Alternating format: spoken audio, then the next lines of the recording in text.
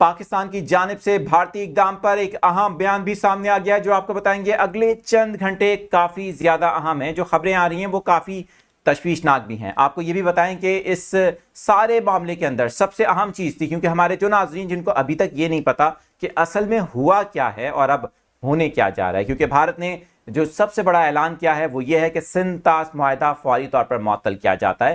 پاکستان کے ساتھ اس معاہدے پر اب بھارت عمل درآمد نہیں کرے گا. بھارتی وزارت خارجہ کی جانب سے جو بیان جاری کیا گیا, پریس کانفرنس کی گئی. وہیں پر جو بھارتی وزیر اعظم ہیں نریندر مودی کی زیر صدارت آج جو شام کے وقت بدھ کو اجلاس ہوا گزشتہ روز ہونے والے حملے کے بعد, اس کے بعد اب یہ فیصلہ بھی کیا گیا ہے کہ واگا بارڈر کو بند کیا جاتا ہے. پاکستانی شہری جو بھارت میں موجود ہیں انہیں 48 آورز یعنی 48 گھنٹے کا الٹیمیٹم ملا ہے کہ وہ ملک کو چھوڑ دیں. یہ حکم جاری کیا گیا ہے. وہیں پر جو سفارتی عملہ ہے, دیگر فوجی مشیران ہیں, ان کو بھی پاکستان سے یعنی کہ اسلام آباد سے واپس بلانے کا فیصلہ کیا گیا ہے. ٹریڈ جو 2019 کے بعد سے کافی زیادہ ویسے ہی متاثر تھی, اسے مزید محدود کرنے کا بھی فیصلہ کر لیا گیا ہے. پاکستان اس سب کے اوپر جو بھارتی اقدامات ہیں, انتہائی سخت اقدامات ہیں, انتہائی سخت پابندیاں ہیں, اس وقت جو ہلچل مچی ہوئی ہے, اس پر پاکستان کا رسپونڈ کیا ہوگا بھارتی موو کے اوپر. یہ بہت امپورٹنٹ چیز ہے جو ہم آپ کو بتانے جا رہے ہیں, کیونکہ جو اس وقت سیاسی قیادت ہے پاکستان کی, وزیر اعظم شہباز شریف کی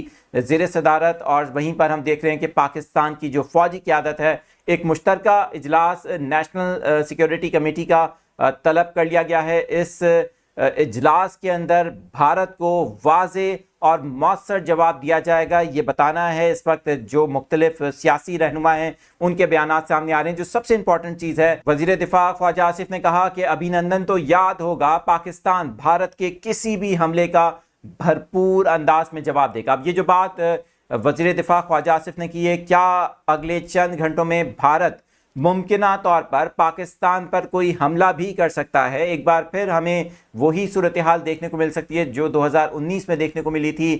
اس ساری صورتحال پر ہم نظر رکھے ہوئے ہیں. جو نیشنل سیکیورٹی کمیٹی کا اجلاس ہے, اس کے اندر ممکنہ طور پر کیا فیصلے ہو سکتے ہیں, تمام نظریں یہاں پر لگی ہیں. لیکن جو بھارت نے اقدام اٹھایا ہے اس کے اوپر اس وقت سخت تشویش پائی جاتی ہے, کیونکہ سندھ طاس معاہدہ وہ معاہدہ ہے جو برسوں سے پاکستان اور بھارت کے تعلقات میں جہاں بھی کشیدگی ہوئی ہے, اس معاہدے کو ڈسٹرب نہیں کیا گیا, یعنی کہ اس کو معطل نہیں کیا گیا.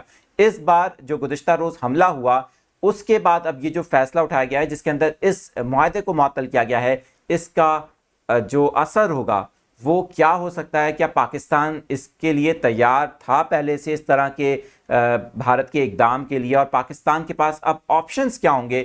یہ بہت امپورٹنٹ چیز ہے. مزید جو ڈیٹیلز آتی رہیں گی آپ کے ساتھ شیئر کرتے رہیں گے. دیکھتے رہیں نیوز 24/7 اردو.